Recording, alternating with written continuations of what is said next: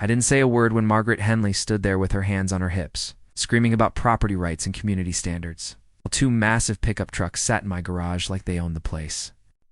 I just pulled out the county lease agreement, set it down on her manicured lawn, watched her face go from righteous indignation to absolute horror as she read the sheriff's department letterhead. Sometimes the best revenge is just letting people discover exactly how wrong they've been all along. But I'm getting ahead of myself. 6 months ago, I wasn't thinking about revenge or county sheriffs or property law. I was just a guy who'd inherited his grandmother's old house on Maple Street, trying to figure out what to do with a property that came with more memories than I knew how to handle. My grandmother had lived in that house for 63 years, raised 5 kids there, hosted every holiday dinner I could remember, and somehow managed to keep a garden that made the entire block smell like roses and fresh tomatoes every summer. When she passed last spring, she left the house to me, along with a handwritten note that said, "Make it yours. But don't let them push you around like they tried to push me." I didn't understand what she meant at first. The house was perfect, a 1950s ranch with original hardwood floors, a kitchen that still had the breakfast nook where she'd served me chocolate chip pancakes every Saturday morning, and a 2-car garage that was bigger than most people's living rooms. The lot was generous, almost half an acre, with mature oak trees that provided shade in the summer and just enough open space that I could see myself maybe getting a dog, planting a garden, living the kind of quiet life I'd been craving after 15 years in corporate marketing. The neighborhood was established, but not stuffy. The kind of place where people still waved when you walked by and kids rode their bikes in the streets until the streetlights came on. What I loved most was the garage. It wasn't just big, it was functionally enormous, with 12-foot ceilings, concrete floors that looked like they'd been poured yesterday, and electrical work that could power a small factory. My grandmother's old Buick had taken up maybe a quarter of the space. I could park 2 cars easily and still have room for a workshop storage. Maybe even rent out parking space if I ever needed extra income. The previous HOA had been dissolved years ago when the original developer went bankrupt. So I figured I was free to use my property however I wanted, within reason. I spent my first month there just enjoying the space, setting up a workbench, organizing tools, thinking about all the projects I could finally tackle. Then I got the letter. Not an email, not a friendly phone call, a formal notice on Willowbrook Community Association letterhead, informing me that I was in violation of newly established parking ordinances. Apparently, while I'd been settling into my grandmother's house, a handful of neighbors had decided to form a new HOA and had somehow managed to get it legally recognized by the county. The letter, signed by one Margaret Henley, as community standards. Coordinator informed me that my garage was being designated as community overflow parking and that I was required to make it available for neighbors who had guests or needed additional space for their vehicles. I read the letter 3 times, thinking I must be missing something. They wanted me to let neighbors park in my private garage. The garage that was on my property, that I'd inherited fair and square, that my grandmother had paid taxes on for 6 decades. The letter went on to explain that, since my lot was the largest on the block and I was currently only utilizing a fraction of the available parking space, it was my civic duty to share the resource with the community. There was a schedule attached. Apparently, Margaret herself needed parking for her son's truck every Tuesday and Thursday, and the Johnsons across the street wanted space for their RV during the winter months. I called Margaret that afternoon, thinking surely this was some kind of misunderstanding. Maybe they were asking politely if I'd consider renting out space, or perhaps there was some legitimate zoning issue I needed to understand. Margaret answered on the second ring and immediately launched into a lecture about community spirit and property values. When I tried to explain that I hadn't agreed to any parking arrangement and wasn't sure I was even legally part of their HOA, she cut me off with a sharp laugh and said that ignorance of community bylaws wasn't an excuse. She'd done her research, she assured me, and my property was definitely included in the new HOA boundaries. The county had already approved the designation. I could either cooperate voluntarily or face escalating fines and legal action. I spent the next week trying to be diplomatic. I sent polite emails asking to see the legal documents that included my property in the HOA. I requested copies of the bylaws they claimed I was violating. I asked for a meeting with the HOA board to discuss reasonable compromises. Every email went unanswered. Every phone call went straight to voicemail. It was like I was dealing with a bureaucracy that had decided I simply didn't deserve basic courtesy or explanation. Meanwhile, I started noticing cars in my driveway.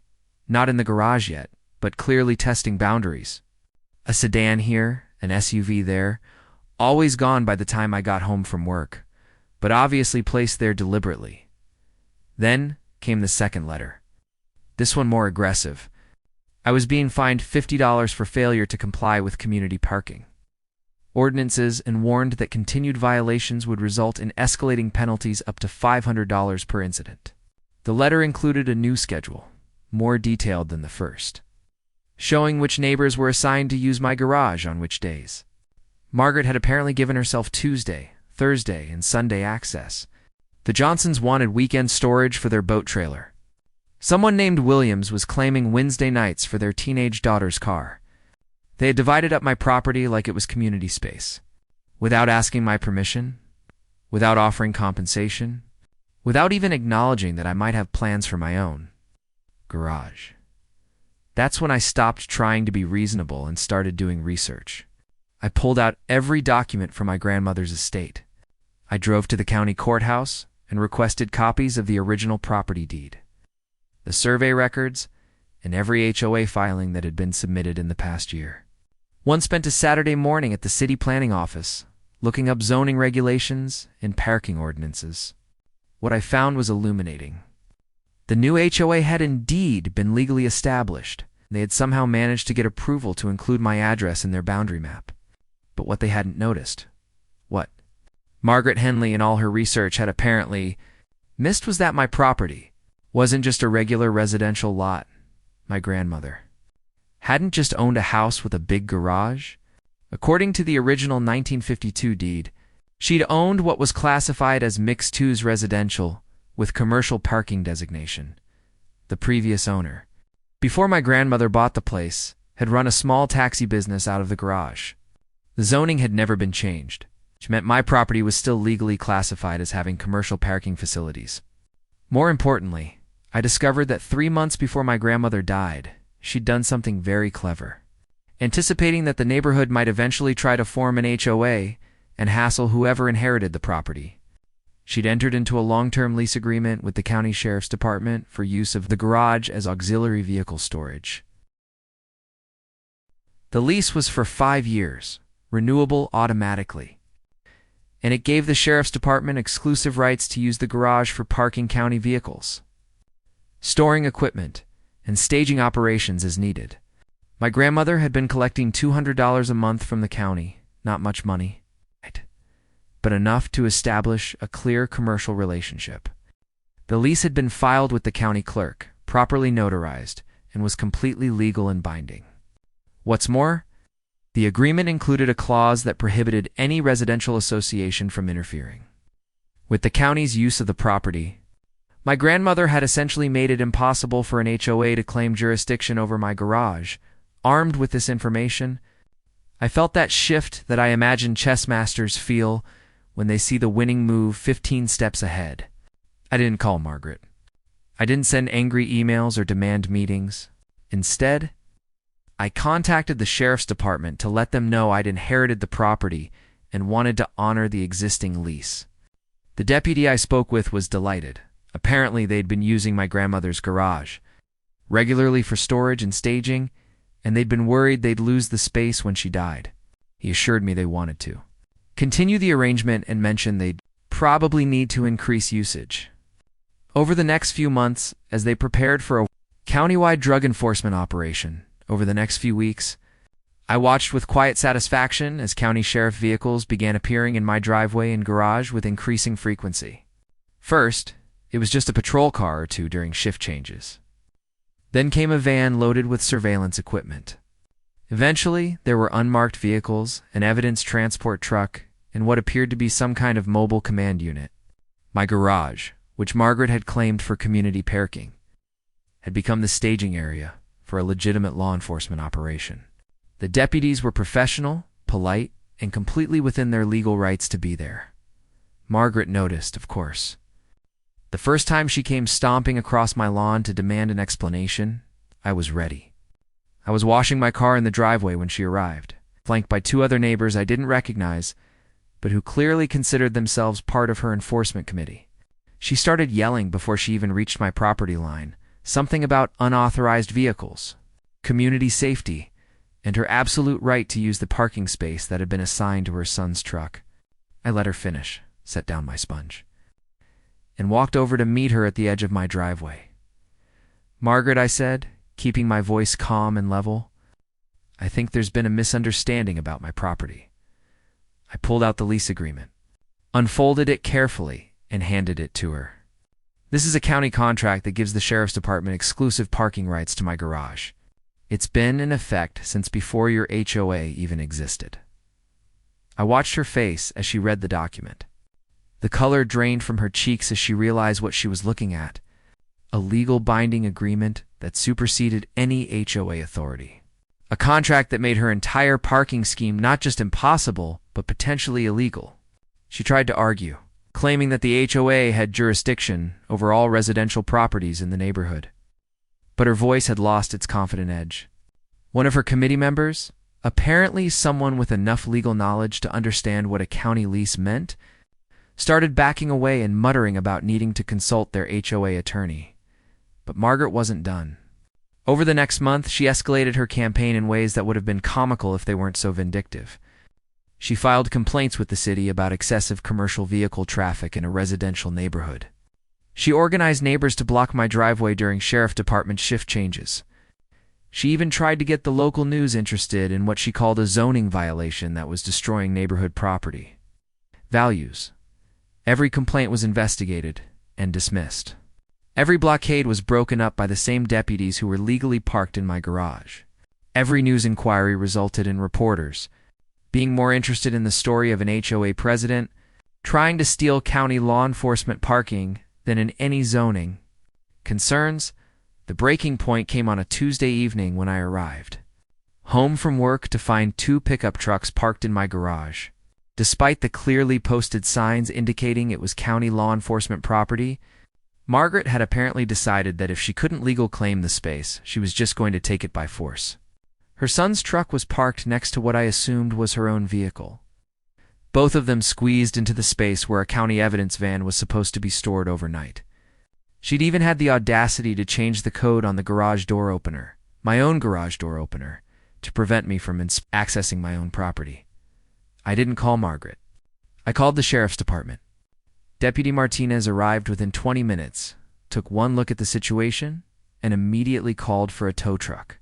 He explained to Margaret, who had appeared on the scene with her usual bluster and indignation, that she was now trespassing on county property and interfering with a law enforcement operation. The tow truck driver was professional, but efficient. Within an hour, both vehicles were impounded, and Margaret was facing charges for criminal trespass and interference with government operations. But I wasn't satisfied with just having the trucks towed.